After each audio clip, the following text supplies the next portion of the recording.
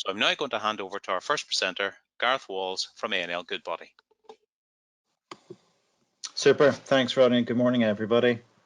So this is going to be a very quick review of the job retention scheme first, and then we'll move into Q&A that a lot of you have sent through to us.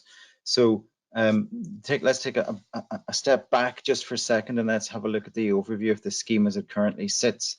And bearing in mind this is a scheme which is also in flux because while it has been extended now to 30th of June in its current form, the government, all governments in Ireland, in London and in Stormont now are looking increasingly at how to unfurlough, how to move out of lockdown into business as usual, and everyone knows that the furlough scheme in its present form is going to change. No one knows quite what that's going to look like yet. Conor Murphy indicated that he hopes to publish some kind of a plan today for Northern Ireland. Arlene Foster acknowledges that Northern Ireland is going to probably have a slightly different turnaround time and timetable from GB. Boris Johnson's going to produce his on Sunday. So we're right in the middle of it now, of working out what this thing is going to look like. And at the minute, there's a lot of guesswork and not a whole lot of terribly useful analysis. So I'm not going to engage a huge amount in just hypothesizing. We're going to look at facts and what we're actually hearing. So for the moment, this remains a temporary scheme. It's going to roll through to the 30th of June in its current form, and that still permits employers to access grants of 80% of wages, up to a cap of £2,500 per month in relation to each furloughed worker. The wages has been very clearly set out to be much more than simple gross base pay. It also includes employers' national insurance contributions and minimum auto enrolment employer pension contributions, albeit on the subsidised amount, i.e. the 80% of wages to £2,500, and everything above that to bring the employee back up to 100% or whatever their pre-furlough pay was is discretionary and remains discretionary in relation to the employer.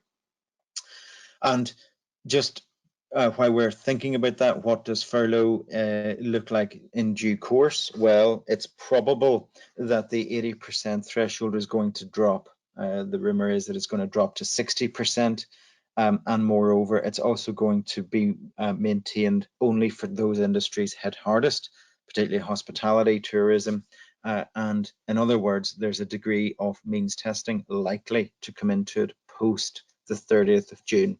But for now, we're looking at the period 1st of March to 30th of June.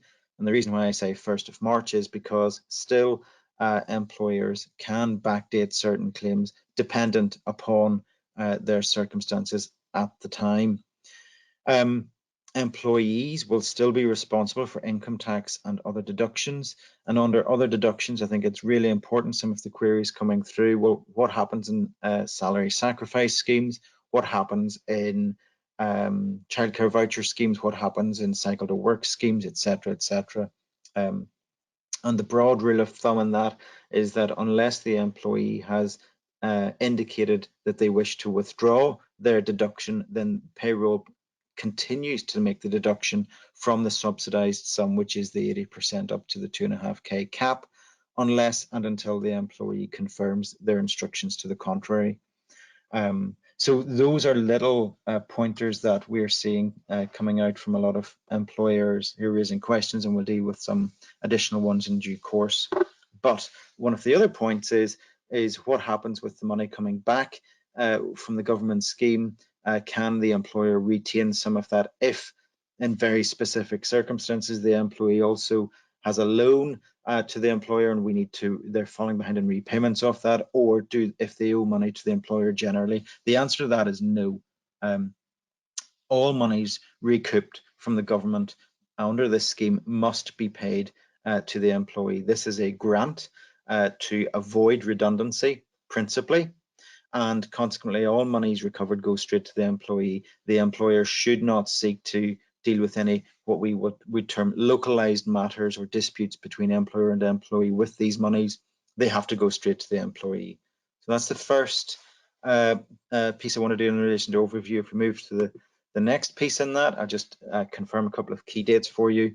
So the scheme has been extended until 30th of June, and the eligibility criteria, for some may have missed it, it originally was the 28th of February. That was frustrating for a large number of people who said that they had just moved jobs, and they were in an invidious position of having to go back to their previous employer and ask to be rehired for furlough purposes solely. And as a consequence of that, broadly, the UK government moved the date forward to the 19th of March. And there are two conditions then in relation to eligibility.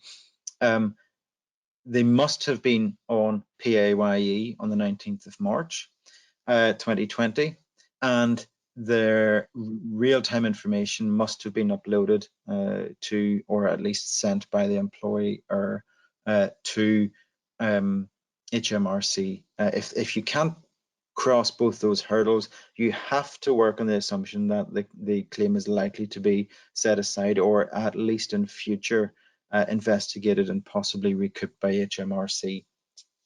So the portal, or the government gateway, opened on the 20th of April, and it has been a broadly successful opening. We always knew there would be teething problems, but actually the scheme has worked very well so far, and we're down to only a few anomalies really in relation to what is going on. And actually a lot of that is payroll information being incorrect or inaccurate, or causing problems, or being inconsistent. So again, while the portal is critically important, equally the JRS calculator is something that all payroll administrators should be really au fait with as far as possible, because that is the key largely to making sure that the claims are financially accurate. And the final point I wanted to make on this is really in relation to consent and then annual leave. So consent for furlough is critical, remains critical.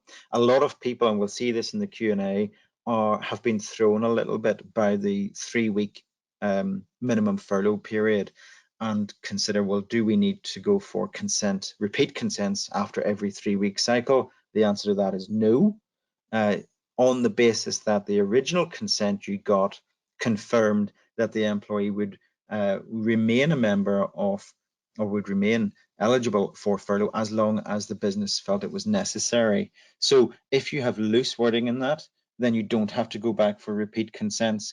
If you don't have that, and instead say you will be furloughed for a 3-week period and then we'll reassess, then you do need to go back and get a second express written consent. And arguably you need consents then for each of the subsequent periods, unless your drafting consent is correct. So that's something to keep under advisement. So the final piece then is in relation to annual leave, and annual leave was for a long time a grey area, but the government did clarify that and has confirmed that annual leave can be taken through furlough. It will not jeopardise furlough as such, and moreover, when the individual is on accrued annual leave and taken annual leave, they would be paid at 100% of normal pre-furlough remuneration. So that is a cost for the employer. The government will not recoup that. They will only permit recovery up to the thresholds previously discussed.